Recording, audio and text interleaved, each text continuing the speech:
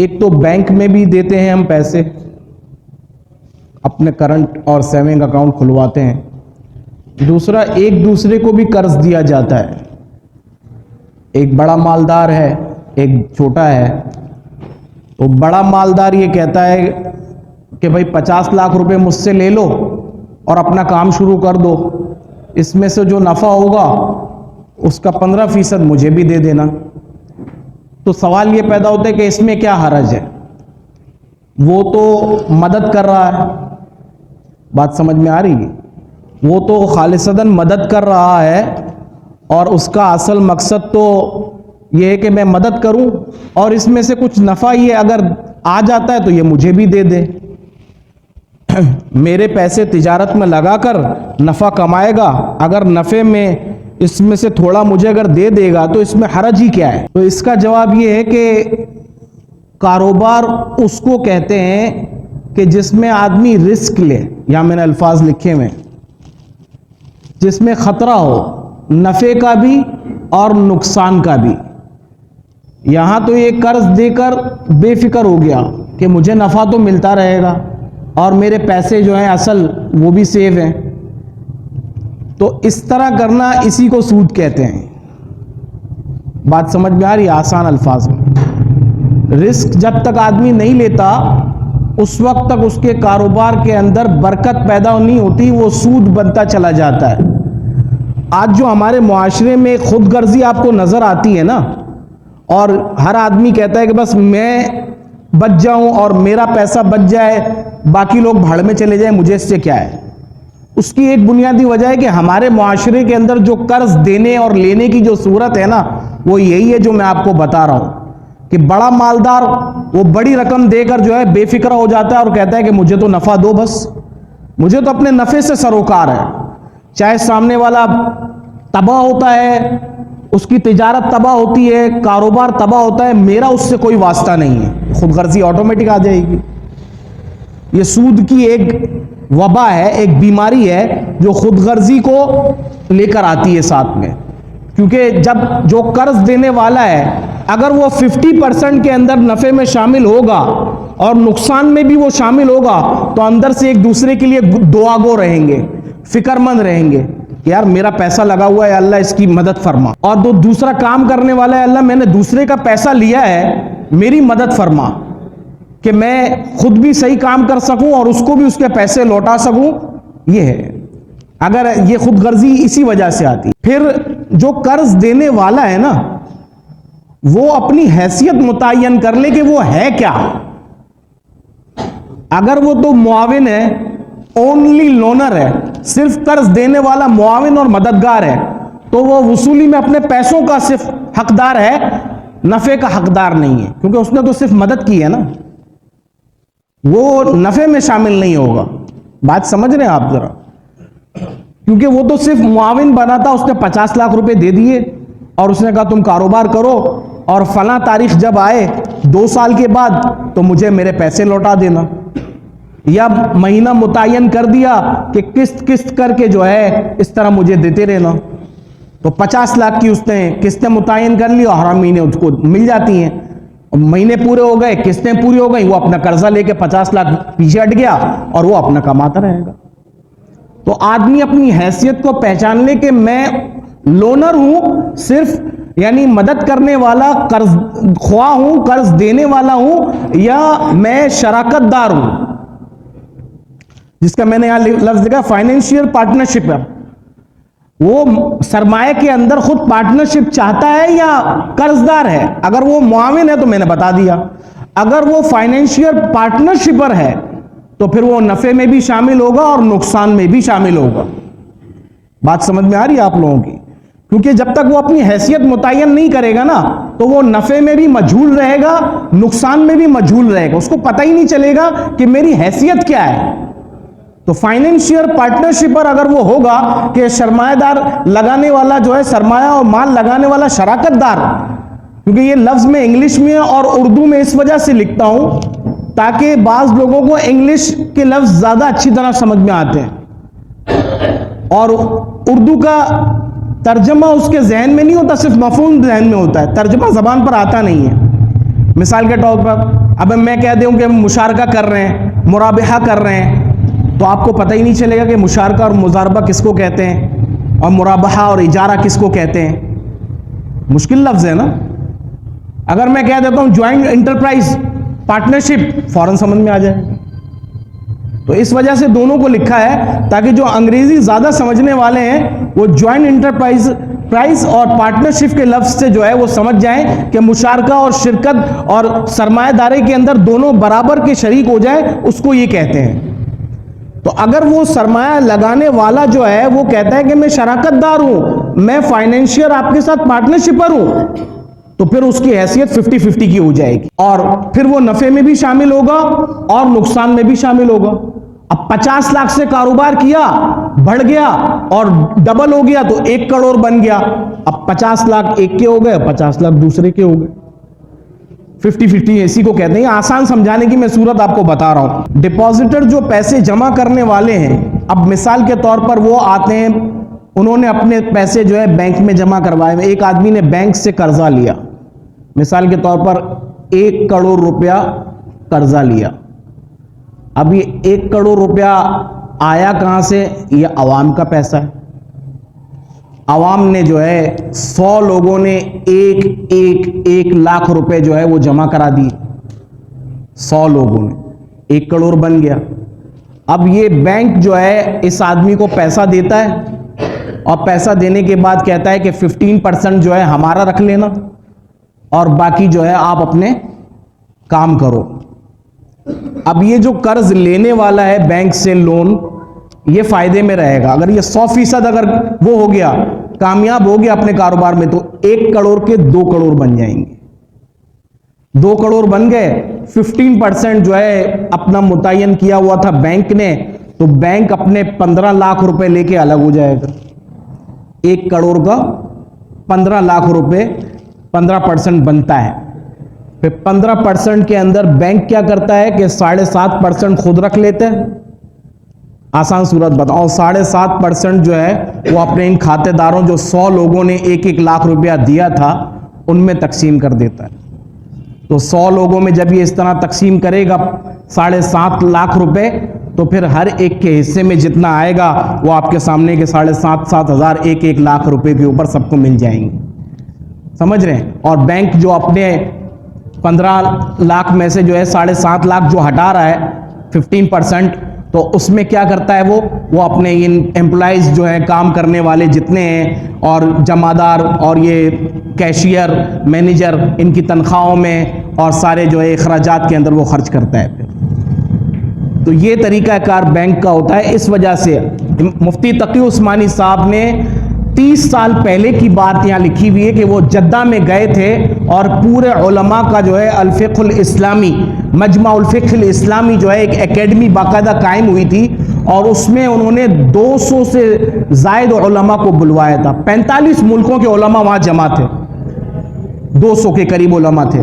वो सब इस बात के ऊपर मुत्तफिक हो गए थे कि बैंक का जो ये इंटरेस्ट है, जो ये सूद है, ये बिल्कुलिया हराम है।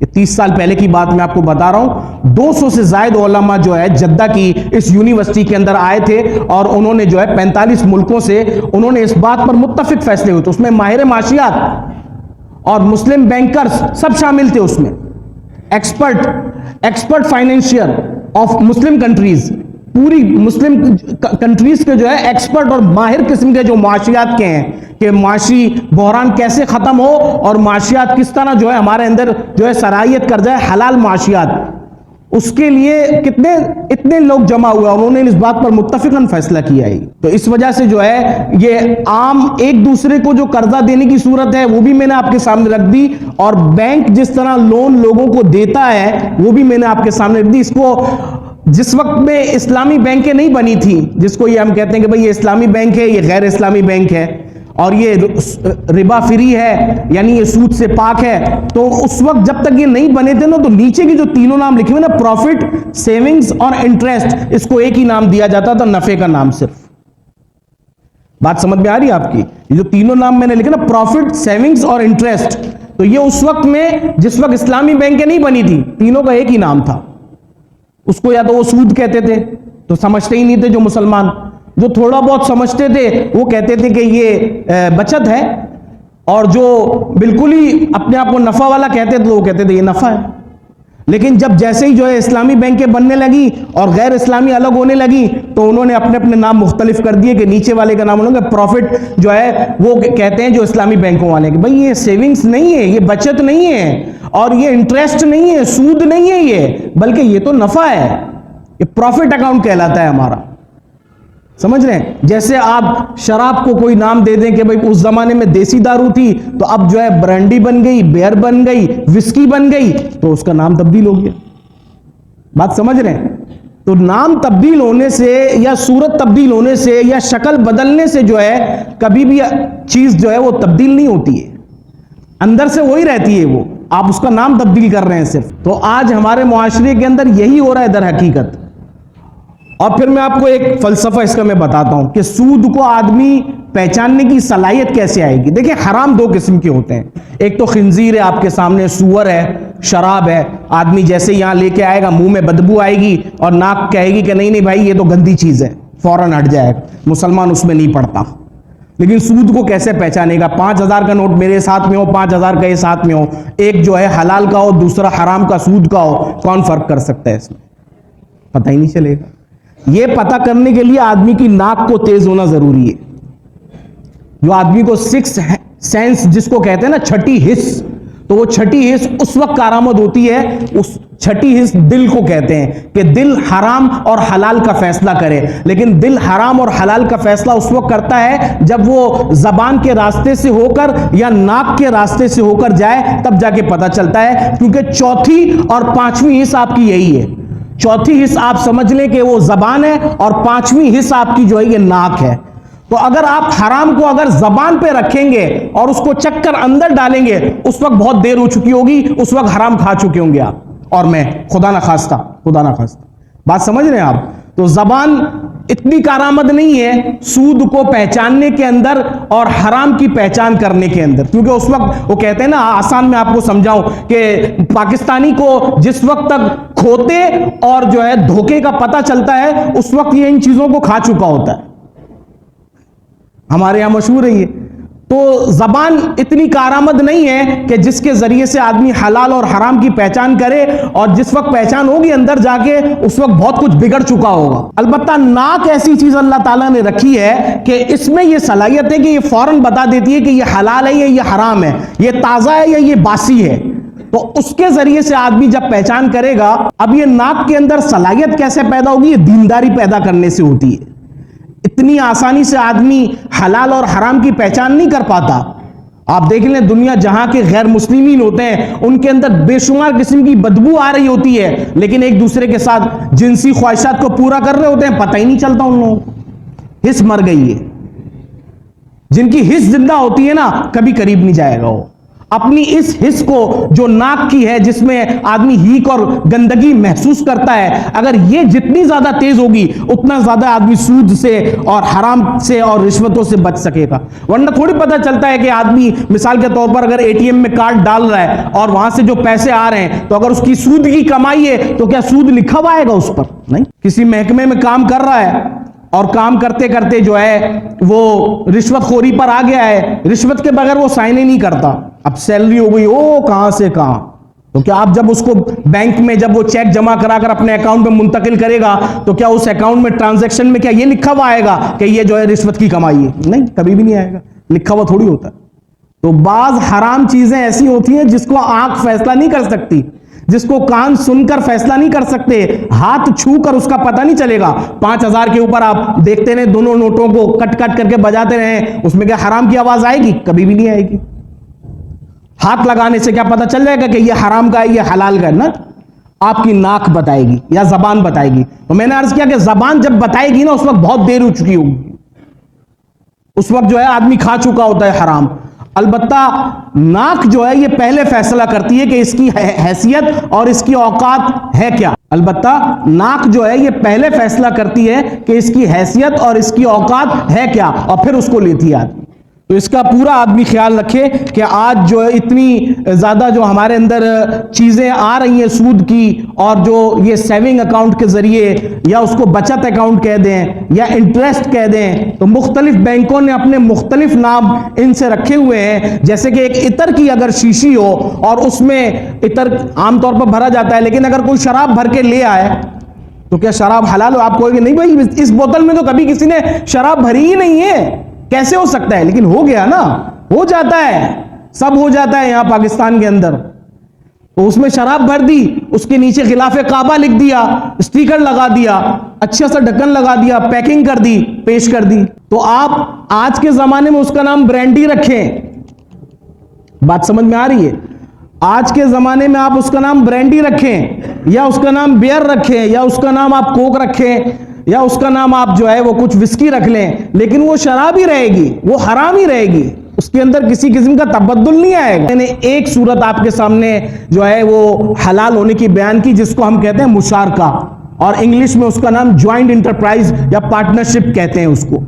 तो इंग्लिश का नाम इसी वजह से लिखा गया ताकि आपके सामने जो अंग्रेजी ज्यादा समझते हैं उनके आप मुशारका उनको समझ में नहीं आएगा, यार मुशारका क्या चीज है। तो ज्वाइंट इंटरप्राइज कह दिया, भाई शिरकत कर रहे हैं हम, आपस में पार्टनरशिप है। तो पार्टनरशिप में जो है वो उसको पता चल जाता है कि ये क्या है, इसकी हैसियत है, क्या इसका मकाम है। उस एतबार से जो है आदमी शराकतदारी ये पहली जवाज की सूरत है इंटरेस्ट और जो है प्रॉफिट लेने की, कि उसमें दोनों फरीकैन, जो कर्ज देने वाला है और कर्ज लेने वाला है, वो दोनों हलाल और हराम की जो है वो रियायत रखते हुए दोनों 50-50 के पार्टनरशिप होते हैं। ऐसा नहीं होता कि कर्जदार ने कह दिया कि भाई मेरे 50 लाख ले लो और मुझे जो है वो वापसी कर देना, अलबत्ता इसमें से जो है 15% का मैं प्रॉफिट का हकदार हूं, 15% मुझे दे देना, मेरी आगे कोई गर्ज नहीं है। तुम्हें नुकसान होता है, तुम्हें नफा होता है, मेरा इससे कोई सरोकार नहीं है।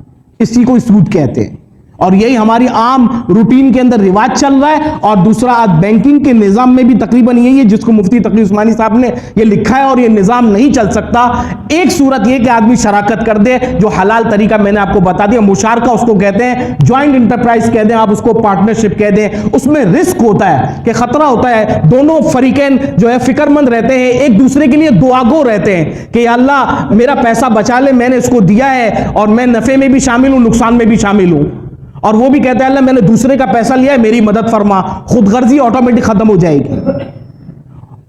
और अगर वो आदमी सिर्फ कर्जदार है, कर्ज देने वाला है, सिर्फ कर्ज ख्वाह है, तो फिर कर्ज ख्वाह के लिए यही है कि वो आदमी अपने पैसे की फिक्र करे, नफे में शामिल नहीं होगा, वो ओनली लोनर है वो। और तीसरी, अगर वो अपनी हैसियत वहां ये कहता है कि नहीं नहीं मैं भी आपके साथ कारोबार में शामिल हूं, फाइनेंशियल पार्टनरशिप पर हूं मैं, तो सरमाया लगाने वाला फिर 50-50 में होगा, फिर नफे में भी होगा, नुकसान में भी होगा।